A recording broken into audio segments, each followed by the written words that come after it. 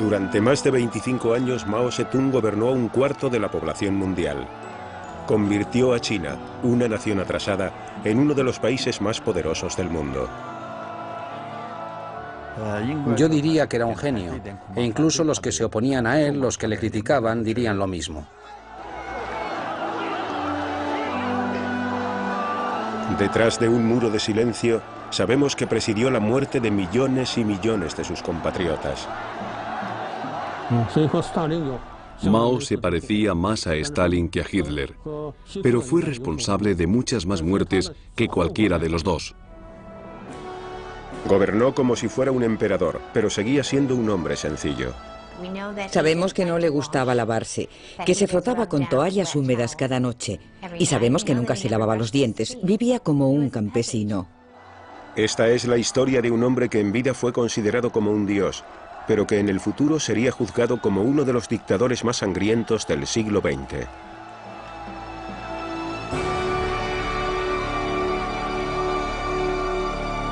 Mao Zedong.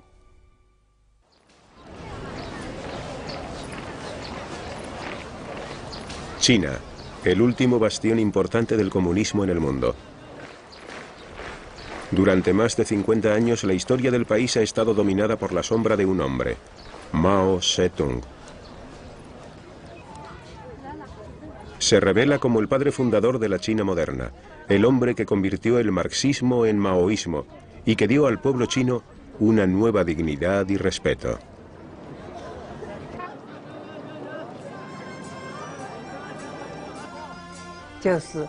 La gente creía que Mao Zedong les traería la felicidad. Hay una canción popular llamada El Este es rojo, que dice: el Este es rojo, el sol es reciente, Mao Zedong ha aparecido en China.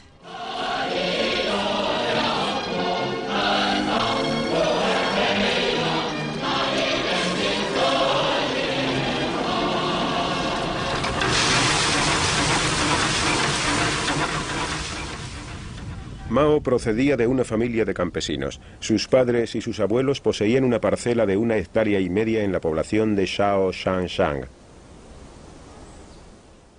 Es una pequeña población en la provincia de Hunan, al sur de China.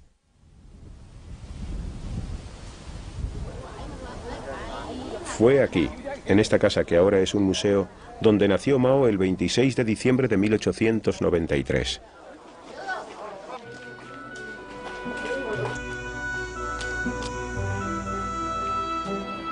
China era una sociedad feudal, donde una pequeña élite vivía bien y millones apenas podían sobrevivir.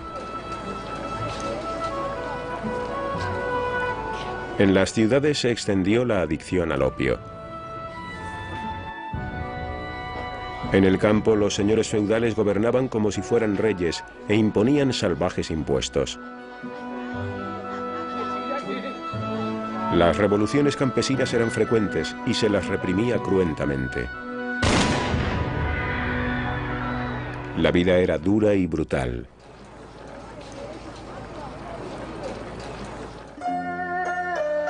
La familia de Mao era de mejor condición social que otras muchas. Su padre, Mao Zedong, era un hombre que se había hecho a sí mismo, de marcado temperamento, que creía en las virtudes del trabajo duro y a menudo pegaba a sus hijos. Mao y sus dos hermanos pequeños eran más felices junto a su madre Wen Chi-mei, una budista analfabeta pero entregada que intentaba protegerles. Mao tenía una relación muy estrecha con su madre. Pasaba mucho tiempo discutiendo con su padre y en sus últimos años, cuando fue a visitar la tumba de sus padres, Mao dijo que su madre había sido mucho más importante para él de lo que fue su padre. A la edad de 6 años, el joven Mao ya trabajaba duro durante horas en los campos de su padre. Recibió una corta educación y para cuando cumplió los 13 años ya trabajaba a jornada completa en la granja de su padre. Cada vez era más impaciente. No tenía educación, pero tenía una ambición que él ignoraba. Y esta era una muy buena combinación. No sabía qué hacer consigo mismo, pero siempre tenía un apetito voraz por la lectura y un espíritu de aventurero radical. Cuando tenía 14 años, su padre arregló su matrimonio con una muchacha de la localidad, pero Mao por aquel entonces ya sabía que quería escapar de la vida local y nunca la aceptó ni vivió con ella.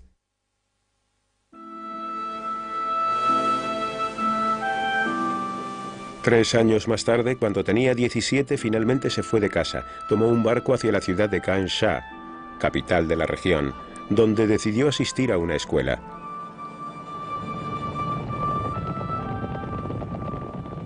Casi inmediatamente se vio envuelto en una revolución.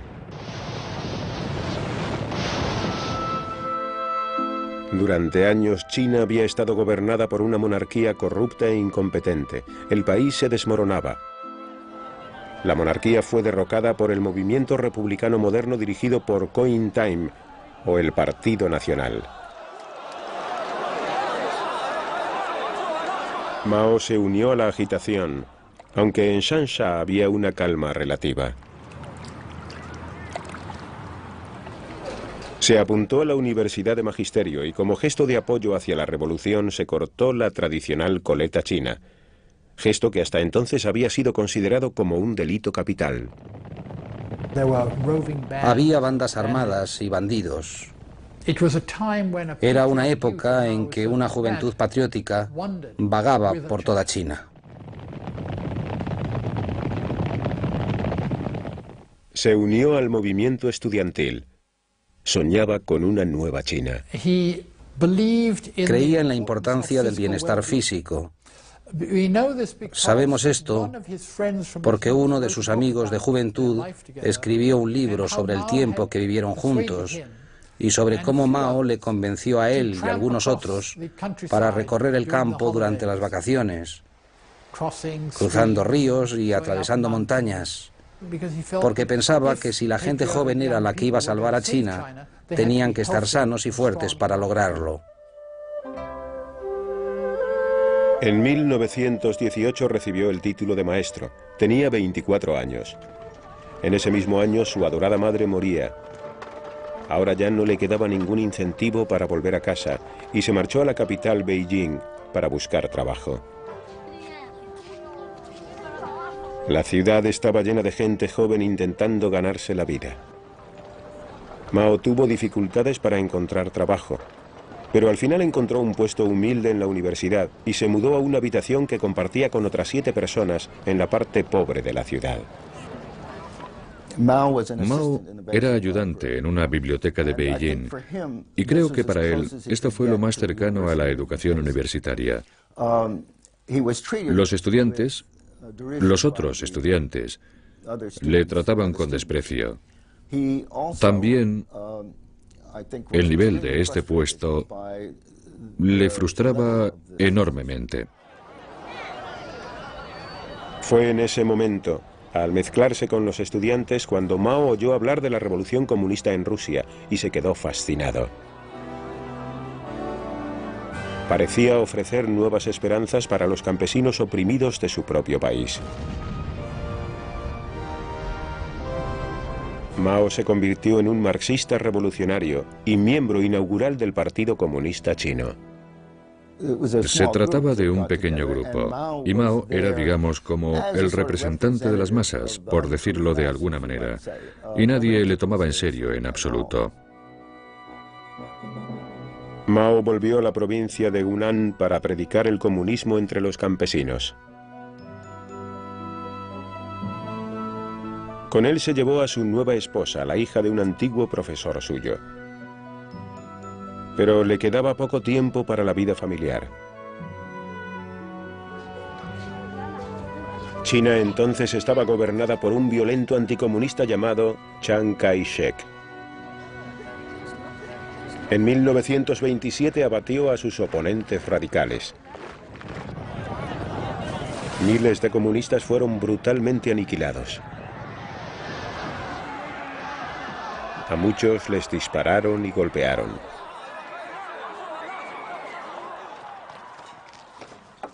Mao huyó junto con su familia y un grupo de lucha comunista a las inaccesibles y lejanas montañas de Jiangxi, al sur de China, un lugar que él conocía desde su juventud.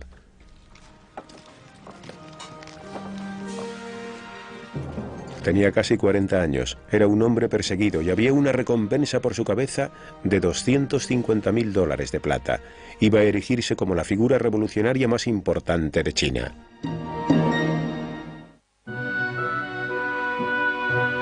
En las lejanas colinas de Jiangxi, los supervivientes del Partido Comunista se reagruparon. Mao y sus camaradas eran proscritos con un precio por sus cabezas. Tomaron las tierras y empezaron a construir una base militar. A finales de los años 20 ya habían conseguido una estable cantidad de seguidores. Mao estaba en su elemento, le encantaba el movimiento, el peligro y la emoción continuos. Pero sabía que el gobierno de Chiang Kai-shek no tardaría mucho en atacar. Mao y otros comunistas se dieron cuenta de que habían construido un ejército poco a poco y con mucha dificultad, porque los campesinos no querían ser guerreros, solo querían ocuparse de sus tierras, cuidar a sus familias. Y a Mao le resultó muy difícil formar un ejército, pero paulatinamente sí que lo logró en diversas bases militares, y esto suponía una amenaza. Mao estaba aprendiendo a ser un organizador hábil y despiadado, aunque lo ocultaba detrás de una fachada de carácter encantador. Mao rezumaba una especie de sencillez básica. Llevaba ropas humildes. Su ropa estaba llena de quemaduras de cigarrillos. Se rascaba en público. Hacía todo tipo de, cometía todo tipo de vulgaridades encantadoras. Y esto hacía que la gente se sintiera muy a gusto, e incluso a veces superior a él. El comunismo se había convertido en una amenaza que el gobierno no podía ignorar. Y en 1930, Chiang Kai-shek atacó. Los comunistas eran muy inferiores en número y en armas, y si confiaban en las tácticas militares convencionales, serían aniquilados. Fue entonces cuando Mao escribió su famoso Tratado Militar de Guerrillas. Nunca dejes que el enemigo tome la iniciativa. Retírate cuando avance. Ataca cuando descanse.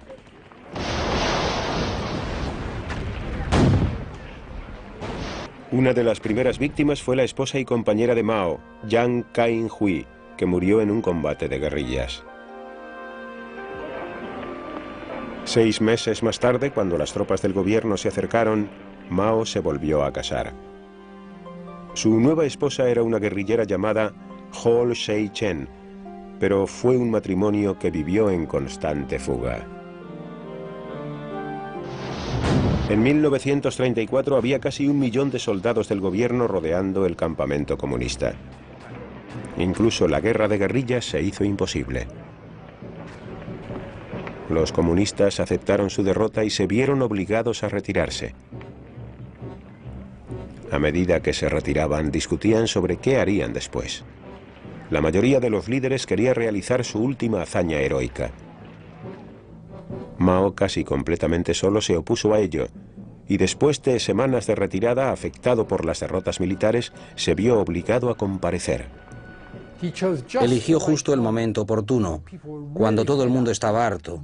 Habían recorrido cientos y cientos de kilómetros sin saber dónde iban, y él vio este momento como la oportunidad de llevar a cabo una confrontación y convertirse en el líder.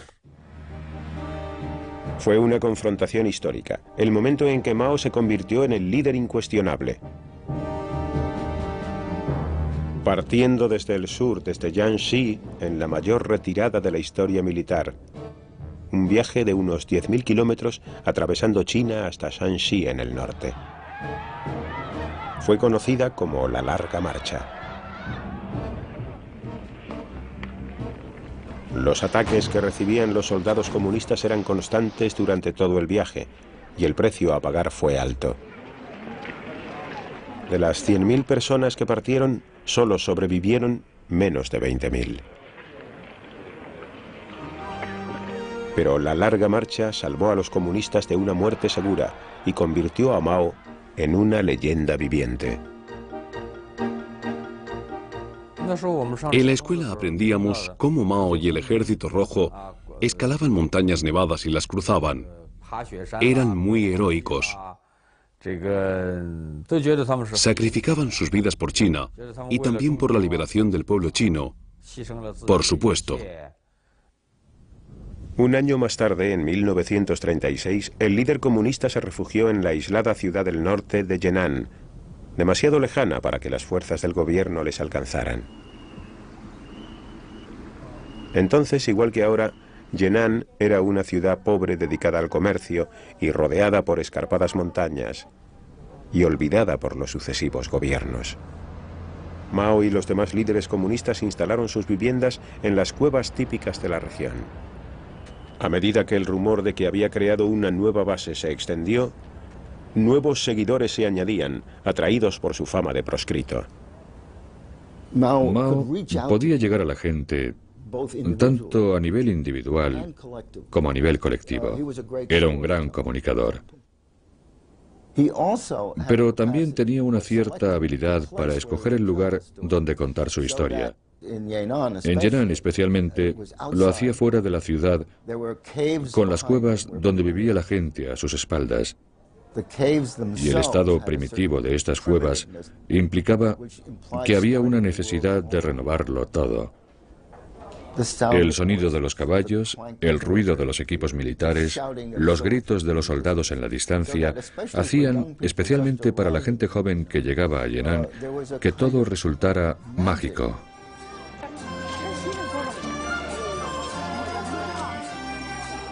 Yenan pasó a ser una zona comunista liberada, y por primera vez en muchos años Mao tenía la oportunidad de comprobar por qué había luchado.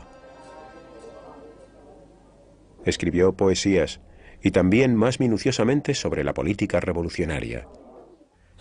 Todos se sentían atraídos hacia él. Por sus discursos se podía interpretar que era mejor que los demás líderes comunistas.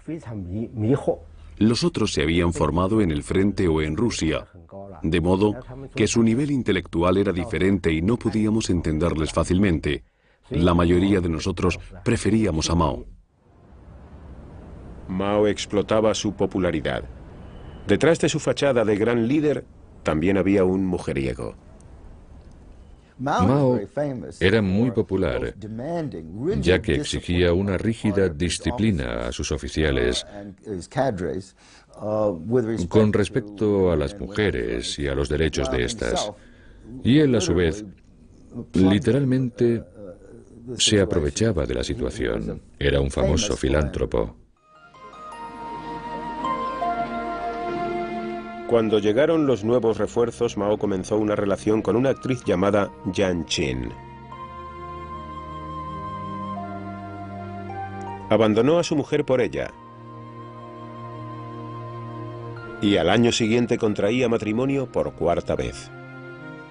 Permaneció junto a Jiang Qin durante el resto de su vida, aunque tampoco le sería fiel. Solo más tarde quedaría claro que la crueldad de Mao era parte de su personalidad. En aquella época, ésta se le disculpaba por las presiones de la guerra. A finales de los años 30, las fuerzas de Chiang Kai-shek se habían trasladado desde el sur y estaban a punto de llevar a cabo un gran ataque.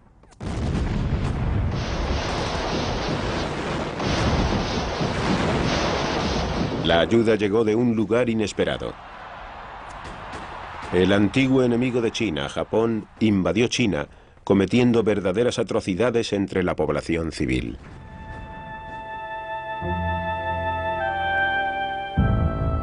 Mao vio la oportunidad de forzar la alianza con las fuerzas de Chiang Kai-shek para luchar contra el invasor extranjero. Ocurrió en el momento justo. La invasión japonesa hizo posible que Mao obtuviera mayores honores, así como el apoyo popular, con el fin de lograr que Chiang Kai-shek desistiera en sus ataques contra los comunistas y formar un ejército contra los nipones. 3 años más tarde, China y Japón entraban en la Segunda Guerra Mundial.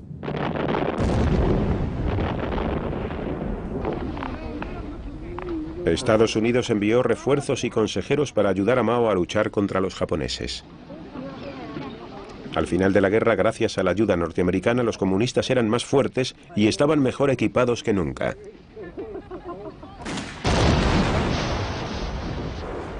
En 1949, después de una serie de batallas contra las tropas del gobierno, las guerrillas de Mao invadieron el país y entraron en la capital, Beijing.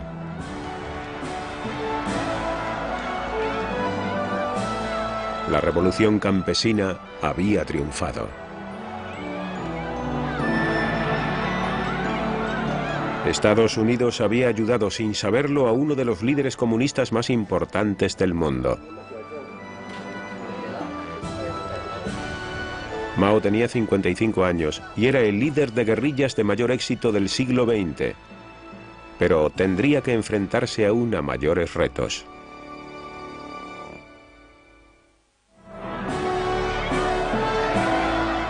El 1 de octubre de 1949, en la plaza de Tiananmen de Beijing, Mao Zedong proclamó el nacimiento de la República Popular China. Esto suponía el final de 30 años de guerra civil.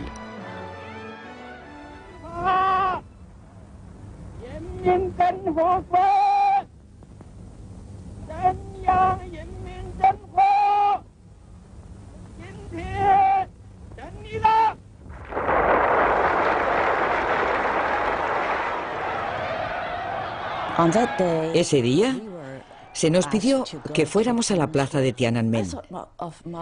A mí me pareció que Mao era una gran persona y el salvador de China, porque hasta aquel momento yo había presenciado la corrupción del gobierno.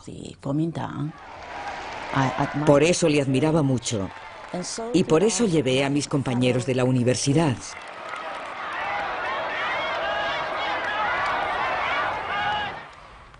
Fue muy emocionante oír a Mao decir: «Os declaro la República Popular China». Yo no había oído mucho sobre esto, pero en el fondo de mi corazón Mao se convirtió poco a poco en un dios. Ese otoño Mao viajó al norte, a Moscú.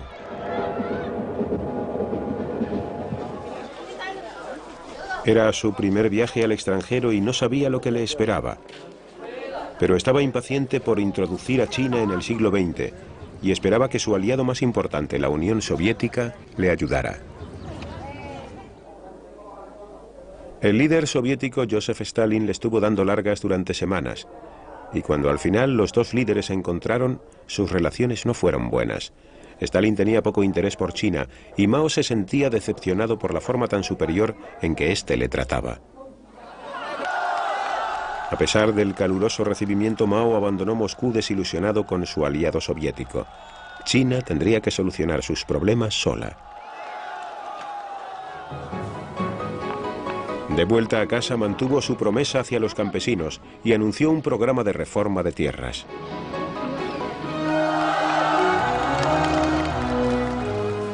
Grandes parcelas pertenecientes a los feudos fueron divididas y entregadas a la gente que las trabajaba.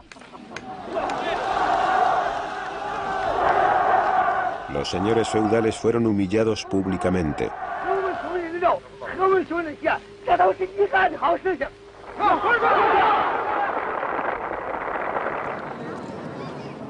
Pero en las ciudades el respaldo era menor hacia el comunismo, y mucha gente se resentía de la rígida posición del partido. Había un resentimiento general hacia la rigidez con que el partido trataba a todo aquel que no fuera miembro del partido, hacia la forma en que gobernaban el país, concretamente entre los intelectuales que pensaban que por tradición pertenecían a la élite del gobierno y que ahora habían sido desplazados por oficiales del partido que apenas tenían una educación primaria en el mejor de los casos. Mao percibió el descontento y en 1956 llevó a cabo el primer experimento de democracia en China. Una invitación abierta a los intelectuales del país para que expresaran sus opiniones. Dejó que 100 flores florecieran, que 100 escuelas de pensamiento se expresaran. Se esperaba la peor de las críticas.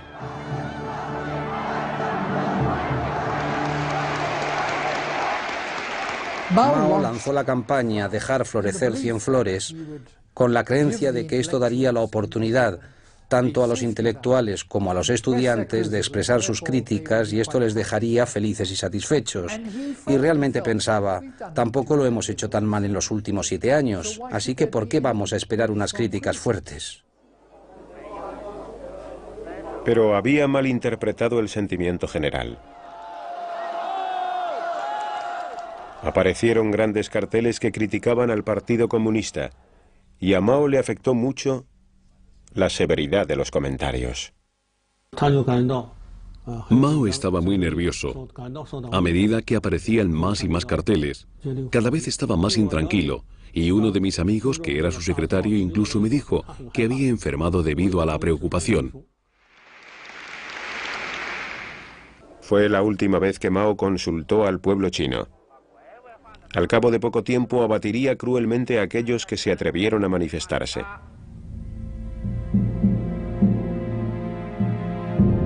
Cientos de miles fueron clasificados como derechistas y perdieron sus trabajos. Decenas de miles fueron enviados a prisión.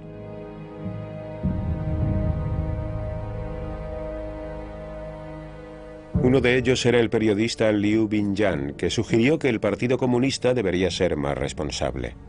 Le costó creer lo que le estaba pasando.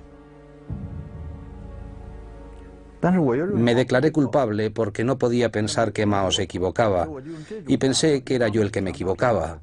Durante 2 meses mi periódico escribió artículos denunciándome. Pensé que estaba acabado, y fui enviado a trabajar al campo. Más de 1 millón de familias se vieron afectadas por la denominada limpieza antiderechista. La mujer de Liu Binyan no vio a su marido durante años. Cuando Liu Binyan fue tachado de derechista, me afectó mucho y me quedé dividida, digamos, en 2 personas. Pensaba que Mao no podía equivocarse. Luego, era yo la que me estaba equivocando. Así que intenté resignarme a la idea de que Liu Binyan era de derechas. Para mucha gente este fue el momento en que Mao perdió el contacto con la realidad y pasó de ser un líder comunista a ser un dictador paranoico y asesino. Era ridículo. Estos escritores no eran de derechas en absoluto. Un amigo mío que estaba en una reunión y no dijo nada, pero que se tocó la cabeza, por eso era de derechas. ¿Por qué? Le dijeron que al tocarse la cabeza lo que estaba indicando era que si hablaba le iban a cortar la cabeza, así que por eso ya era de derechas.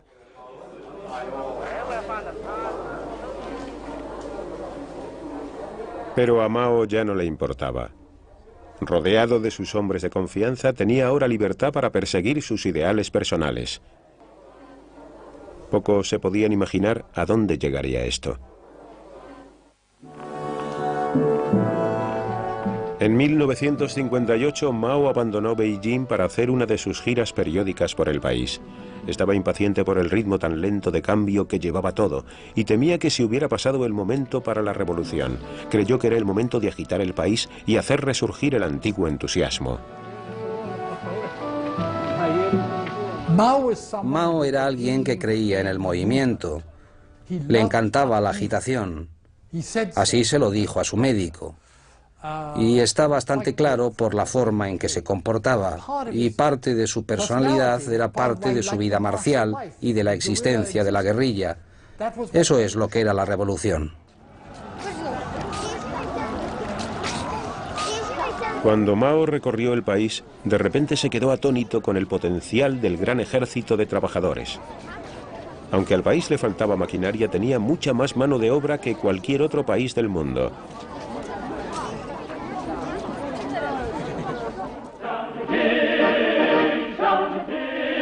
Ese verano habló de pasar a la acción y lo llamó el gran salto adelante, una movilización masiva de millones de chinos. Para ser honesto respecto a Mao, muchos economistas de los años 50 y 60 dijeron que el boom llegaría empleando a los campesinos en la industria local. Esa era la forma de lograrlo. Lo que fue erróneo fue su manera de interpretar que se podía hacer.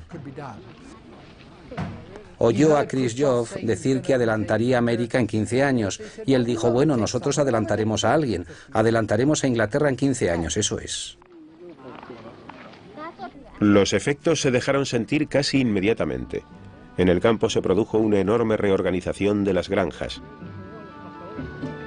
En menos de 12 meses, 900 millones de campesinos, que igualaban en número a la población de los Estados Unidos, se emplearon a fondo en las granjas colectivas.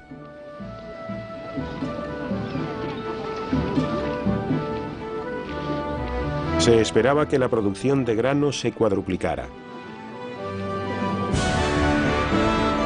Pero los planes de Mao eran incluso más ambiciosos. El país tenía que producir más acero. ¿Por qué no tenían los millones de chinos que ayudar al país a avanzar y a industrializarse de la noche a la mañana? Se publicó un decreto y el país se convirtió en productor de acero. Ese año el cielo nocturno era de color naranja, ya que millones de diminutos hornos se construían en cada ciudad y lugar de trabajo. Mucha gente no tenía nada que echar al horno. Íbamos a las casas de nuestros amigos para recolectar metal, pero luego ya no podíamos encontrar ni una pizca de metal. Entonces cogimos el calentador y lo convertimos en trozos de metal. Fue algo inimaginable, algo estúpido, pero lo hicimos. El gran salto adelante se convirtió en la mayor movilización humana jamás vista en el mundo.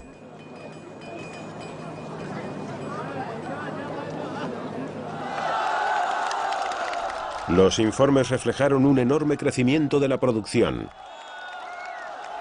Mao quería oír buenas noticias, y como los recuerdos de la limpieza antiderechista todavía estaban frescos en la memoria del pueblo, nadie le contradecía. Mao se volvió ciego y sordo. Estaba aislado y enfermo, como un emperador en su palacio. El año siguiente la verdad salió a la luz. La mayor parte del acero era inservible. Y lo que es peor, con el fervor de producirlo se habían dejado de recolectar las cosechas durante los 2 últimos años. En 1958 o 1959, más o menos, tuve la impresión de que Mao realmente se había divorciado del mundo que le rodeaba, del pueblo chino, y que había sido capaz de organizar una revolución, pero que no sabía cómo gobernar un país. En el invierno de 1959, como resultado de las ambiciones de Mao, China se había visto empujada a una hambruna segura. Las antiguas ciudades se morían de hambre. La gente no tenía nada que llevarse a la boca, ya no tenían que comer. Cuando ya no les quedaba nada, se comían los cuerpos de los que habían muerto hacía poco.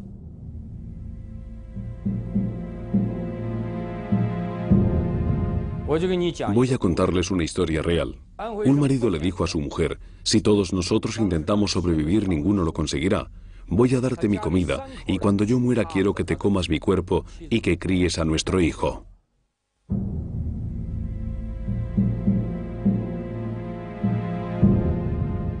Nadie sabe hasta qué punto se extendió ese canibalismo. Pero recientes informes sugieren que entre 1959 y 1961 murieron de hambre 40 millones de personas. Fue la peor hambruna de toda la historia.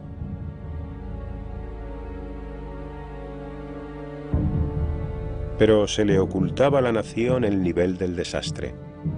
Solo los líderes comunistas conocían la realidad.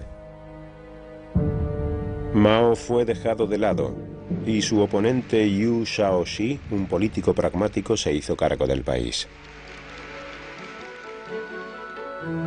Por primera vez en 25 años, Mao se vio obligado a ocupar un puesto secundario.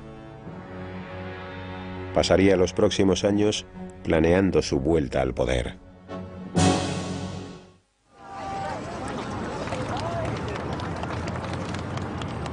En 1966, Mao, a la edad de 73 años, se dio un baño al que se le dio mucha propaganda en el río Yangtze.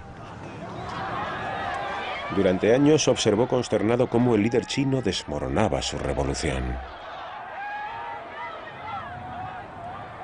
Ahora era el momento de volver al panorama político, y esta fue su forma de decir: miren, he vuelto.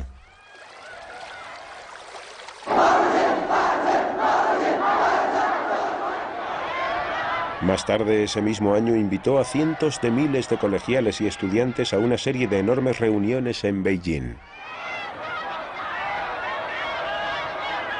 Calculó que los jóvenes no sabrían nada sobre la hambruna y que todavía seguiría siendo un héroe nacional para ellos.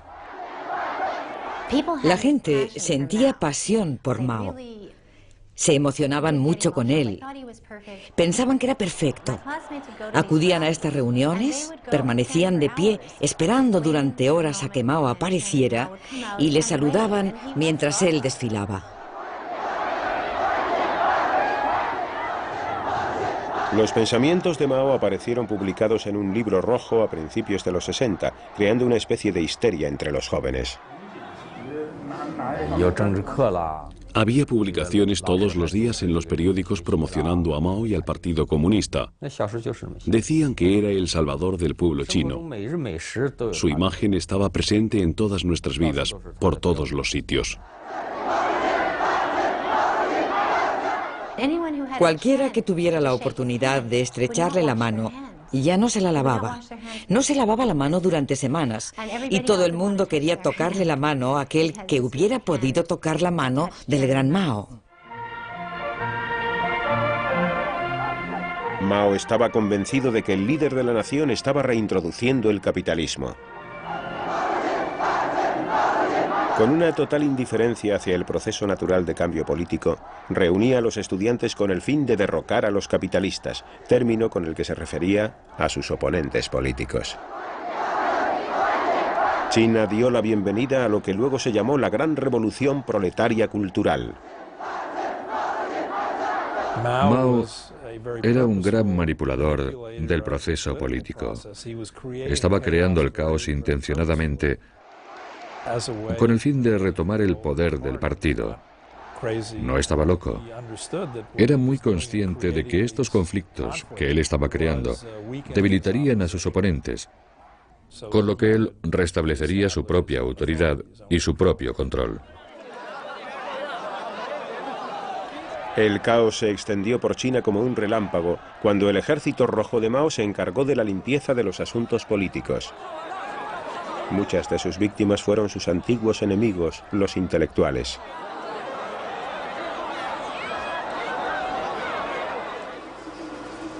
Chen Yixi se atrevió a escribir una carta a Mao exigiéndole una mayor democracia. Me detuvieron y denunciaron cientos de veces. Me golpearon 3 veces brutalmente. Me quedé tan agotado que hubiera podido morir fácilmente, pero de hecho quería vivir. 4 miembros de mi familia fueron asesinados porque se me acusaba de contrarrevolucionario.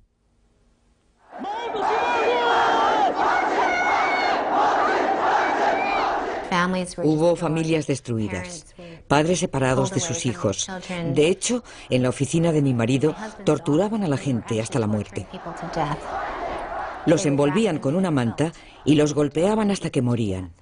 Y luego tiraban los cuerpos por las ventanas y decían que había sido un suicidio. Mao estaba al frente del poder.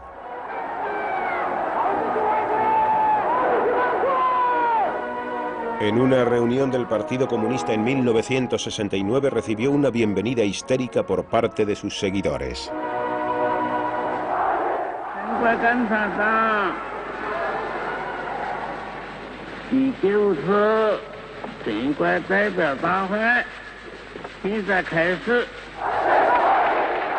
No tenía escrúpulos a la hora de explotar esta nueva popularidad.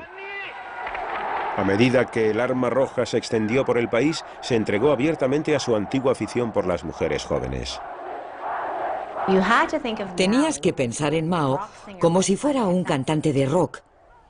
Era como si al tocarle ya no volvieras a ser la misma nunca más. Las mujeres jóvenes querían estar con él, servirle de la forma que fuera. Todas mis compañeras de clase querían entretenerle y por eso iban en secreto, sin que lo supiéramos, al centro de la comedia y le divertían. Así que para él no suponía ningún problema encontrar a chicas que se acostaran con él. A finales de los 60, más de 1 millón de personas habían sido asesinadas o encarceladas por el Ejército Rojo. Los oponentes de Mao habían sido derrocados del poder. Incluso él se había dado cuenta de que ahora era el momento de restaurar el orden. El Ejército Rojo se desmanteló. Muchos fueron enviados al campo a tranquilizarse. Tras años de caos en China, Mao ahora trataba de liberar a la nación de su aislamiento con respecto al mundo. Era su última y principal iniciativa.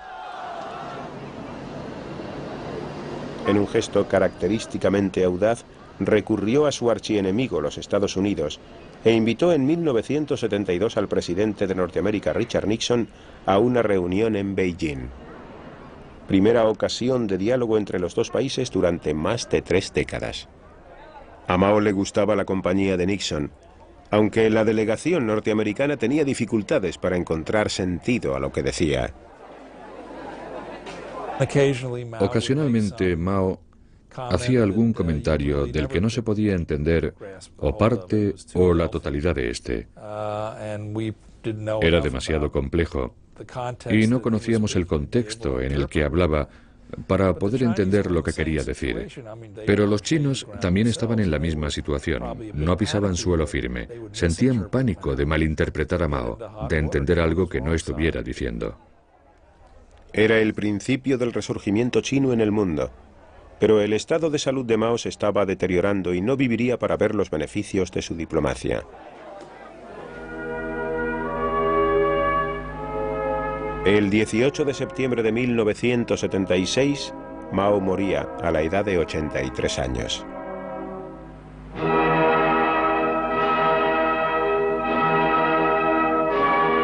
China estaba desolada. Y todavía hoy el pueblo chino se está adaptando a su herencia. Sus malos juicios acarrearon la muerte de decenas de miles de personas. Si le miramos desde este punto de vista, fue uno de los mayores criminales de la historia, aunque también fue un gran precursor del bien.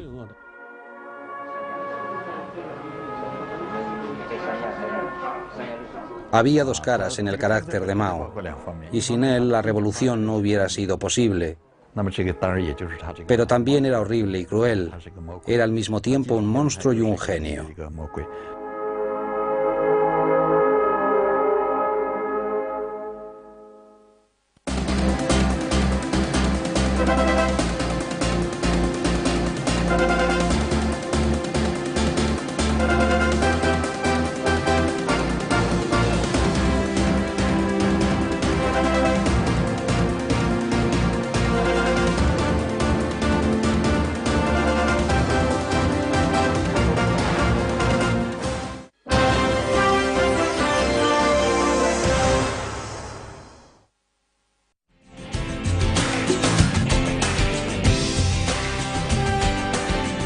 Canal de Historia.